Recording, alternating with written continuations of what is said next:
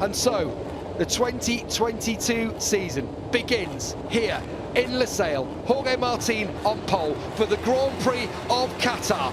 The lights go on. MotoGP 22 is go, and a big wheelie from Jorge Martin. Oh, and he almost comes together with an Bastianini. It's going to be a Honda 1-2 into the first corner as Marquez shoots to the front. Pol Espargaro joins him, and Bastianini has Brad Binder on the inside. What a start from the South African from the third row of the grid. He rides around the outside. It looked like Marc Marquez. What a brilliant start. It's going to be Espargaro leading, Pol from Marc Marquez, from Brad Binder, and Bastianini in fourth place. Martin almost colliding with Bastianini down to turn one, and that really has ruined his start. It's going to be Pol Espargaro leading from Marc Marquez. Pol was fastest in pre-season testing, looked so good in Mandalika. Yes, he might have thrown a few soft tyres at it, but the Honda is back, and it's a Repsol Honda 1-2, and Marc Marquez in familiar territory, hard on the brakes at turn one. He's going to run it wide shortly as Pol Espargaro cuts back underneath him. It's Pol back in the lead.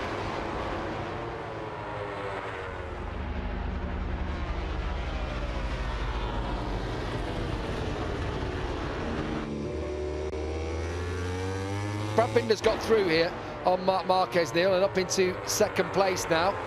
So Binder making inroads. Oh, and there comes Bastianini. Big lunge on that was late. Mir. That was late. There was room. Just.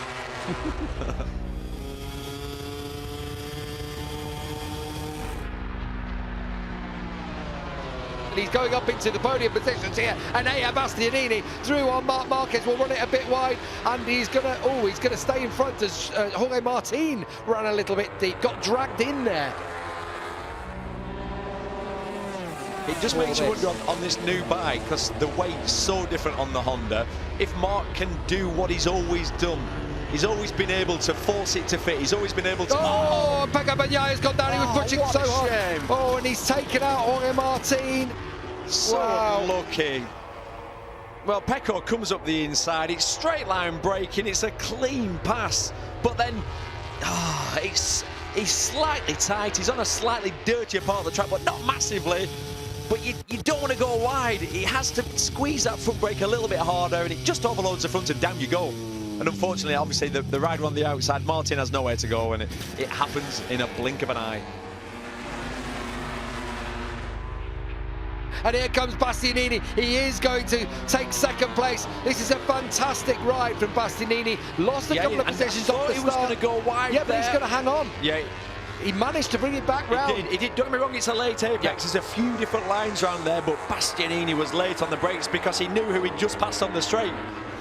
There's one thing, the way the gaps come down, Bastianini's going to have a go. He's surely going to have a go. It's down to half a second. He's there. He could just chuck out a little hook. Here we go. That's the Pol Espargaro, and he rubs tight on the inside of Marc Marquez. And that will wind Marquez up, and this could get tasty down into turn one, I feel. And what a great move from Malaysia. Marquez, a normal rider, would have just picked the bike up a fraction.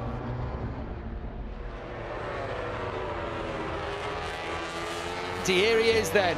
4 laps to go when they cross the line. Bastianini, he's surely got the run on Pol Espargaro here. The team will him on, and he's just going to blast past Pol Espargaro. Can Espargaro now react? He's got Bastianini in front of him. We have a race up, and Pol's going wide. A rookie mistake. He's down. How many times? He's into the car park on the outside of turn one. And Carlo Bellini asking the team to calm down, and Espargaro rejoins in third place.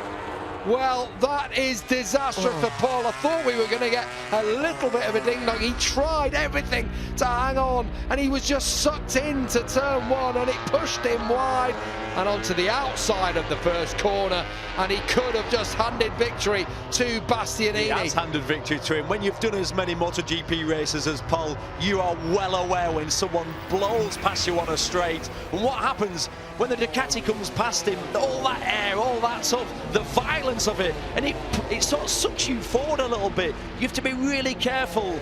Look, you get in the braking zone, you're doing 5 miles an hour too fast, and that's a rookie mistake. He shouldn't do that. He goes into turn one. Yeah, with a 1.1 second lead. Oof. That's enough. That's enough. That's enough to manage it all the way through. And when you've got the experience of Bastianini, I know it's only his second year in MotoGP, but you've got the experience. You can control. You can knock a couple to 3/10 off on this lap. I mean, Binder grits his teeth like no one you've ever seen. Binder's still thinking, if he backs off, he's getting it in the last corner. It's not going to be enough, but it's going to be close. One more corner to go for Enea Bastianini. He doesn't need to go defensive, just ride your normal line. Make sure you've got the drive, because look at Brad Binder trying everything he can to close the gap. Here comes Enea Bastianini down the home straight in Qatar, and the beast has done it. He wins the opening round of 2022 in MotoGP for the Gresini Ducati team.